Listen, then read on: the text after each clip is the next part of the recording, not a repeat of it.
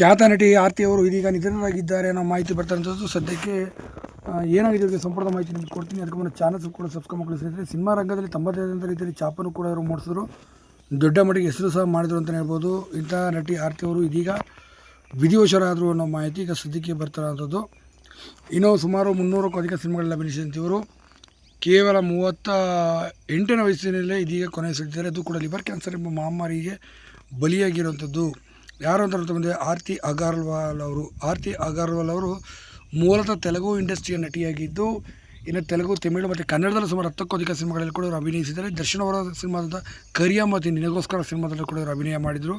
ಇಂಥ ಅದ್ಭುತವಾದಂಥ ನಟಿ ಇದೀಗ ಕೊನೆಯುಸಿರೆಳೆದಿರುವಂಥದ್ದು ನಿಜಕ್ಕೂ ಕೂಡ ದುರಂತ ಅಂತಲೇ ಹೇಳ್ಬೋದು. ಇನ್ನು ಆರ್ತಿ ಅಗರ್ವಾಲ್ ಅವರು ಅವರದೇ ಆದಂಥ ರೀತಿಯಲ್ಲಿ ದೊಡ್ಡ ಮಟ್ಟಿಗೆ ಹೆಸರು ಕೂಡ ಮಾಡಿದರು. ನೋಡೋಕ್ಕೆ ಕೂಡ ತುಂಬಾ ಮುದ್ದಾಗಿದೆ ಅಂತ, ಮತ್ತು ಹಾಟ್ ಮತ್ತು ಬೋಲ್ಡ್ ಪಾತ್ರಗಳಲ್ಲಿ ಕೂಡ ಅಭಿನಯಿಸ್ತಿದ್ರು.